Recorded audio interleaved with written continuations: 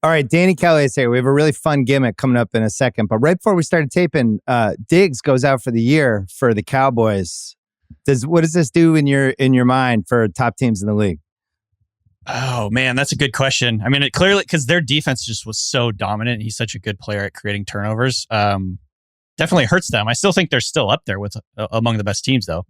Yeah, it's just their defense seemed like was the best unit of anyone's unit in either conference. Right. And I wonder how much that compromises it. But too bad, though. Poor Cowboys fans. Can't they have nice things? Can we figure out a way to make ACLs indestructible? I feel like science should be caught up with this by now. We should at least ban them from practice ACL tears. It could only happen during a game, and practice is not allowed. Anyway, sorry to the Cowboy fans out there. All right, we are doing a gimmick. This is the earliest anyone has ever tried this gimmick during a season. We're not even in week 3 yet. But I asked you to do a redraft of the top 15 picks of the 2023 draft. And the reason I asked you is because this was a goofy draft to begin with. You do our draft guide for us. You're one of the hosts on our draft show. We knew this was going to be a weird draft. Yeah. But now as I watch the rookies unfold and who's jumping out at me on TVs, it struck me like I have no idea what the order would be. You have Baby Rhino fell to the Eagles at 9. He would clearly be higher. Yep. I think Stroud would go over Bryce. Yep. I think Christian Gonzalez would go way higher. You could even argue the running backs. Everybody was much maligned at 8 and 12. Those might be higher. So I'm just unleashing. What we're going to do is I'm going to say who made the pick in April and what they did. And then you're going to say what you think they would do if they could have a redo right now heading into week 3. So the first pick is the Carolina Panthers, who took Bryce Young. They traded into this pick. There was a lot of Bryce Young, Stroud, who's it going to be? And then they settled on Bryce Young. Yeah. What do you think the Panthers would do if they could redo this? That's a great question. So I put CJ Stroud. I think at the end of the day, if we're being totally realistic, teams are pretty stubborn and like to stick to their takes. So maybe they take Bryce again. But if I were them, I would take CJ Stroud. I mean, what we've seen from him through a couple weeks is really, really encouraging. He was my number 1 quarterback anyway, so this makes a lot of sense for me. Just go with Stroud. He's looked like, to me, the big thing is it doesn't look too big for him. It doesn't look too fast for him so far. The Texans have not been on my TVs a bunch these first 2 weeks, but couldn't help but notice all this CJ Stroud praise. Who I'm going to check him out a little more carefully this week because I like that Jacksonville spot. They're getting a lot of points, and I think that's going to be an interesting game. What QB does he remind you of? That's a good question. I think Dak comes to mind. Just kind of like he's poised, he's accurate, he's like a ball distributor. I mean, he's got his receivers have been a lot better than I thought. Like Nico Collins looks like he could be a future star. You know, Robert Woods is in there kind of just doing his thing. And Tank Dell, the rookie, the 150-something pound rookie looks really exciting. So they've got some guys there. And I think just mostly Stroud, to me, again, it doesn't really feel like the game is too fast for him.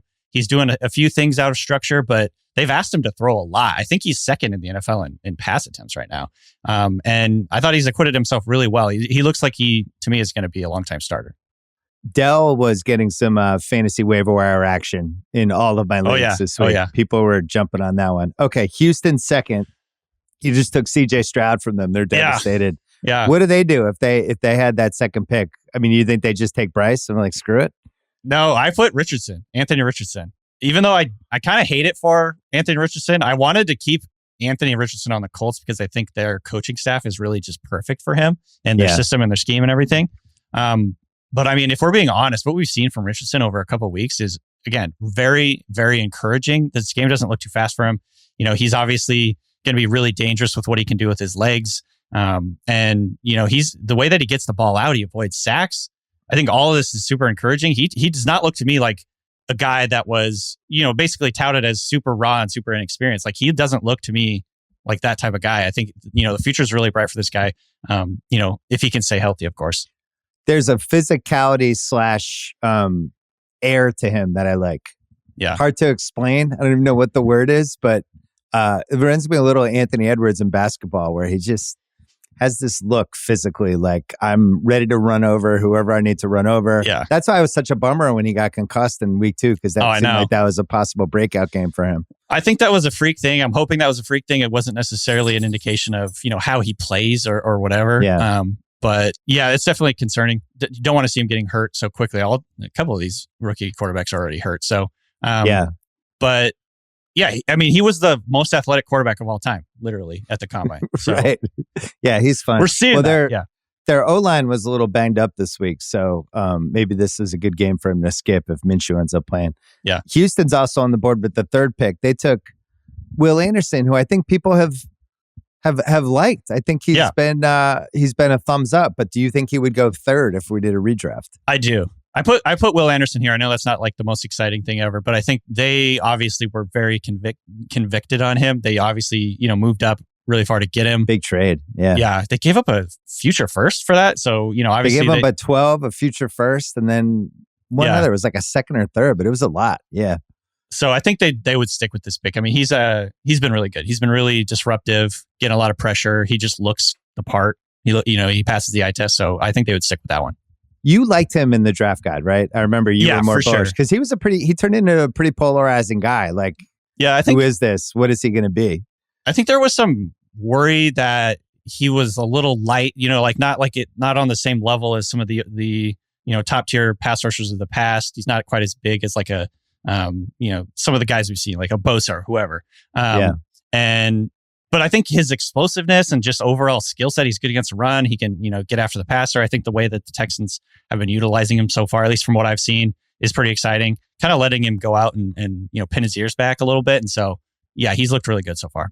The Texans are definitely a little bit better than I expected team. Yeah. Right. For sure. And yeah. The Bears are exactly as bad as I thought they might be team. But the Texans are, a little friskier. They'll at some point, and I'm not sure when over the next 5 weeks, ruin a 3-team parlay or tease. They're just going to demolish it. And nobody's going to see it coming. All right, here's where it gets interesting. Yep. You just took Anthony Richardson from, and I think I agree with your top 3, by the way. Okay. Unless you wanted to throw Baby Rhino in there for Houston. But all right, so Indy on the clock. They took Richardson, which turned out great for them so far. Yep. Now he's off the board in this redraft. Who would you have there? I think, so this is going to be controversial, I'm sure. But for the content, Bijan Robinson. So obviously they've ruined their relationship with Jonathan Taylor. That ship seems to have sailed. I don't think that they're going to, it doesn't feel like they're going to rekindle that, at least, to the point where they're going to re-sign him. I don't know, man. For what I've seen for Bijan Robinson, he looks to me like he's the best running back in the NFL. He looks like, and by the way they're using him as a receiver, they're splitting him out, running him all over the field. This is like, he is actually doing the things we always talk about running backs doing, but then it never happens. Like Bijan Robinson is actually like a positionless player. He's like Deebo Samuel, but like more explosive.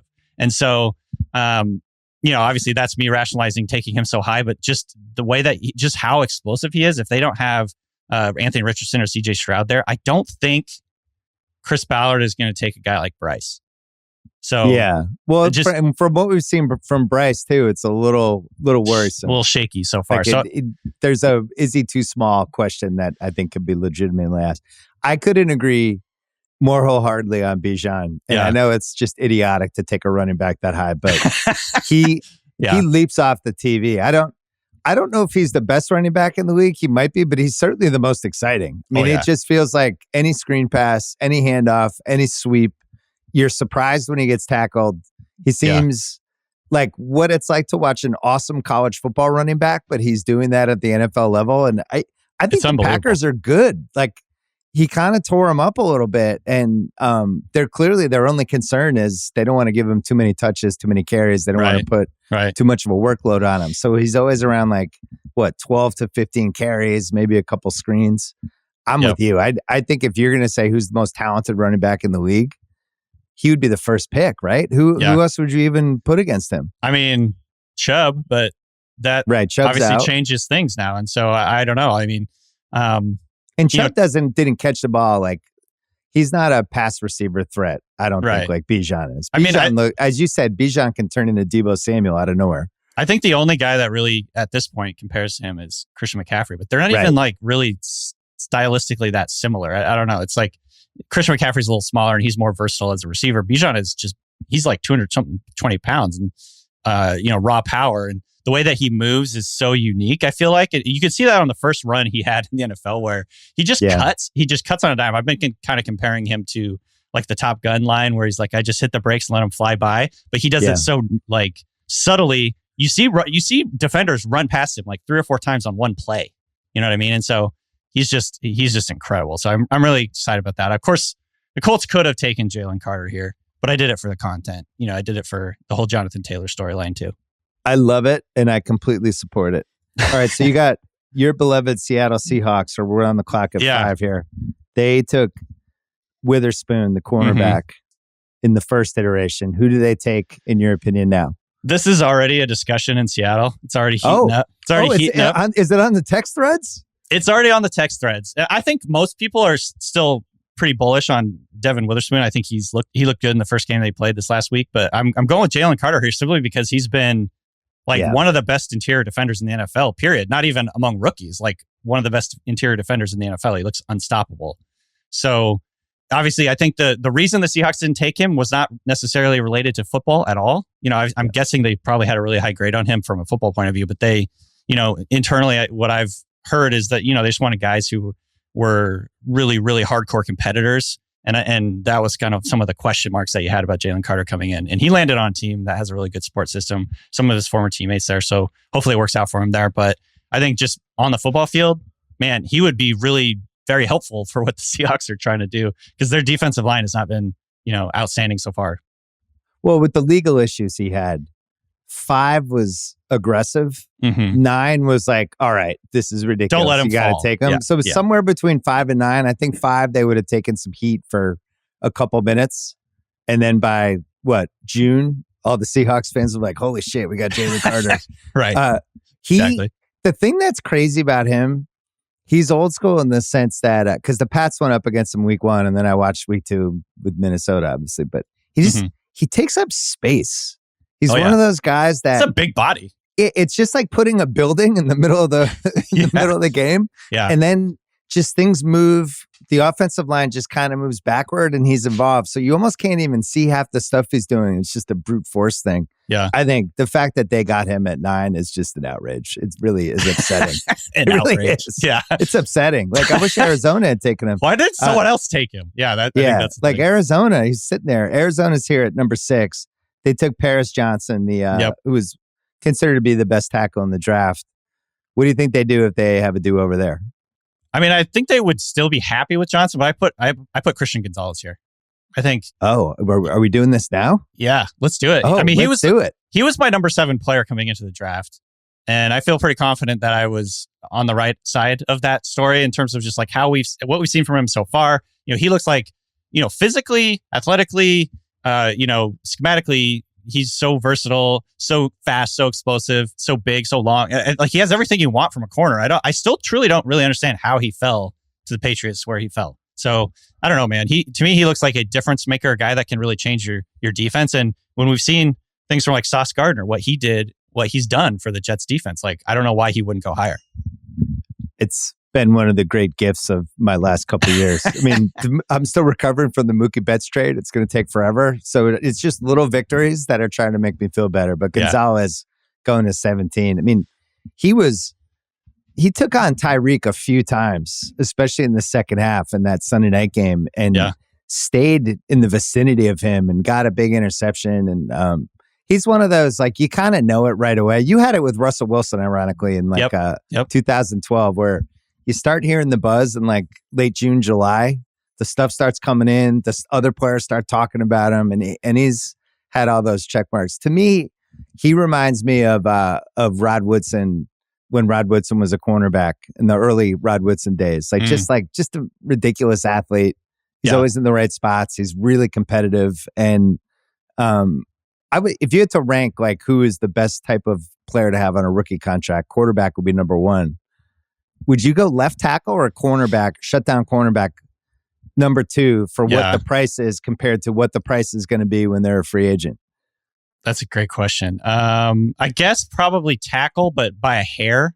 Yeah, it's close, right? It kind of depends. Tackle is just hard because he protects your quarterback. That's like the number 1 thing, right? But I think corner, like I said, it can kind of change the whole complexion of your defense. I mean, look at, Sauce Gardner. He can shut down the entire side of a field. That like really limits what the other team can do. And so I think obviously these are big impact players. They get paid like it. And like you said, like getting a guy on a rookie contract that can completely take out like a number one receiver or shut down one side of the field is a massive competitive advantage. So I think what's bonkers about him? He turned 21 in June. Yeah. Like it's not like he's like one of those, like we had Kyle Duggar, he was like 24 when he was a rookie. Right. He's the opposite of that. You could argue he should probably even be in college another year. But yeah, they finally struck oil. And that's why it's really hard for me to give up on this Pats team, because the defense that they added in the draft combined with what they already had, like it potentially could be an awesome unit, but the offense just can't stay out of its way, and they make no explosive plays at all. Yeah. It's depressing. I don't want to talk about that. Vegas is number 7. They took Tyree Wilson. Yeah. And people were confused when it happened. I do not see him going in that spot again. Who would you think they would take? I know. I saw the stat. Tyree Wilson has 0 pressures so far. He has 47 pass rush snaps, which is tough. I think he's going to have to, learn how to kind of vary his attack and not just be a pure power rusher. But yeah, so I didn't have Tyree Wilson there. This one was hard. I considered putting Bryce Young here. I think they're probably happy with Jimmy G though. And they're happy with Aiden O'Connell as a 4th rounder. That too. They like that dude. That's true. Yeah. I put Devin Witherspoon. I think obviously the jury's still out on him a little bit. He did give up a touchdown last week on a flea flicker, so he kind of got out of position on a flea flicker trick play. But for the most part, he looked the part to me, when they played the Lions. And so he was breaking up passes. He was like a tone setter type of player for them, which is exactly what you expect. I think the reason the Seahawks loved him is because he's just uber competitive, tough, physical, a guy who's going to get his teammates pumped up on every single play. Like literally when you watch him, he even on the plays where he gives up a catch, he's like barking at the opponent. He's just like an insane competitor, which I love. And I know the Seahawks love that. And so I still think he's still a top 10 like type player. And I think, obviously the Raiders could use some help in the defensive secondary. So is it fair to say we just dropped a level there from Christian Gonzalez to Witherspoon? Like we're in like a tier 2 now? Yeah, I think so. I think that was like sort of the blue chip type players. And then we get into some more question marks here. So yeah, Witherspoon, potential blue chipper, but you're not as sure. Like Gonzalez, you're more sure. Okay. Right. Number 8, Atlanta. You just took Bijan from them. Are you going to give them Jahmyr Gibbs? No, this is where I'm going with Bryce Young. I really didn't know where to put him. I think I considered, the Raiders. I considered the Titans.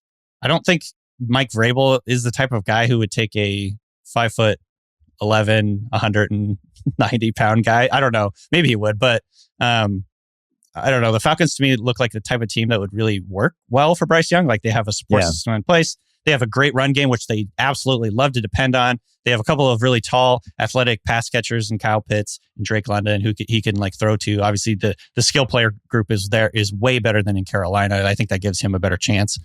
I don't know. What have you seen from Bryce? Have you watched a lot of the Panthers so far? I actually watched some of both games because I had them in bets, and especially the Monday night game. I did not like how he looked on Monday night. No. But that's also your second start. You're on Monday Night Football. You have no weapons. Yeah. The Saints, I think, have a good defense. That was one of the reasons I love them -3. And of course, they ended up not getting not stopping the backdoor cover at the tail end of the game. But it looks like he has no weapons to me. And it's weird because I liked that Carolina team last year in the second half of the year. And I thought they had really found an identity as this like physical. Right. Foreman was really good for them, and they would just kind of pound the ball and control the clock. And now I don't know what they are. They have no weapons at all, right? Yeah. They have like Adam Thielen. He's like, almost my age. And they don't have like that awesome running back. So I don't even know what they're supposed to be. I've never been a Frank Reich guy. So I do think he's in one of the worst situations you can be. I would not give up on him yet. I know. That's where I am. I'm like, this isn't a situation that's quite as bad as like the Bears system or support system or whatever, but it's a little worrisome to me so far what we've seen. I agree. And he's hurt already, so not great. Right. Okay. Number 9 is Philly, who you just took Baby Rhino from them. So who do you think they'd take? So this was another tough one. I think they stick to the trenches. I gave him Peter Skoronski, the offensive lineman out of Northwestern. Yeah. He's been good so far. He had a 30 visit with them before the draft, so I know that they were at least interested in him. I don't know. A guy that this just to me feels like a Roseman pick where it's like he has 5 position versatility potentially. And adds onto their offensive line, which is like a huge part of their identity. He could play right guard, left tackle in theory, like right tackle, maybe even center. And so, yeah, I just think he's, typical Eagles pick. Tennessee likes him, and he missed. He got an appendectomy. I think he missed last week, but he's probably not playing this week. And it's one of the reasons I'm nervous about Tennessee and Cleveland, because Cleveland's defense looks incredible. I think it's actually a real thing. So if you're just pulling blue chip offensive linemen out of there, I don't like it. All right, I like that pick. He's a blue chip guy too, though. I think I could have put him even earlier here, but yeah. So Chicago's at 10. They took Darnell Wright, who was another one of the tackles. You think they just run that back or not? Yeah. Okay. I think so. All right, so run that back for them. To me, they're probably pretty happy with that pick, which is the only thing they're happy about right now. I was going to say, things we're happy about if you're the Bears. It's the shortest list possible. Yeah. Tennessee, you took Skoronski from them. Yep. So what do you give them? Broderick Jones? You give them another tackle? What do you Paris Johnson's still on the board here. So all right. I gave him Paris Johnson. I don't know for sure if he really fits their personality. But they did sign Andre Dillard in the offseason. So I don't know what their personality or their identity is, because he's more of a finesse guy. Paris Johnson, I think right now is a really good pass set guy, but he's not as good of a run blocker. And so, maybe he doesn't fit the Titans all that great, but I think he is the best tackle on the board here, and they need offensive line help. Number 12, Detroit. Gibbs. They run that back. Gibbs is electric. I think. Right? Yeah. You disagree? No, I don't. I don't disagree at all. Here's what I did. I gave him Zay Flowers from Boston College. And you moved him up. Here's the reason why. I think Zay Flowers could do some of the same things Jahmyr Gibbs does for them, but he also gives them an outside threat, like with speed. I'm a little bit worried. I'm a little bit worried about Jameson Williams. I think Jameson Williams, obviously very talented player, but we have not seen anything from him yet. And he's suspended for the first 6 weeks. I guess he's away from the team. Who knows what we're going to get from him this year at all. And I think this is a Lions team that could really scheme up some fun ways to use Zay Flowers.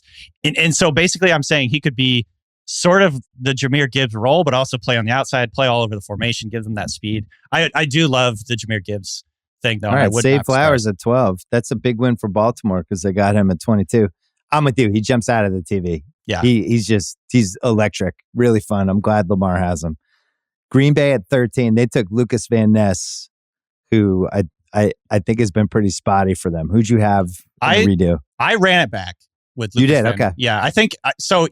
He, from what I've seen, he kind of fits their prototype. He's big, strong, athletic, fast, versatile, kind of like everything they're looking for. I don't know, like I haven't studied him very closely yet, like on all 22 or anything like that. But the times I've seen him, like there was one play where he chased down Justin Fields in the open field. And I was like, okay, this guy has something here. And so, I just kind of ran it back with them. I think he's fine. I mean, there's definitely a few other guys here that I could consider. I did consider Broderick Jones, the tackle, just because of, it sounds like Bakhtiari just doesn't want to play on turf ever again, maybe. So that's kind of an interesting wrinkle here. But yeah, I stuck with Van Ness.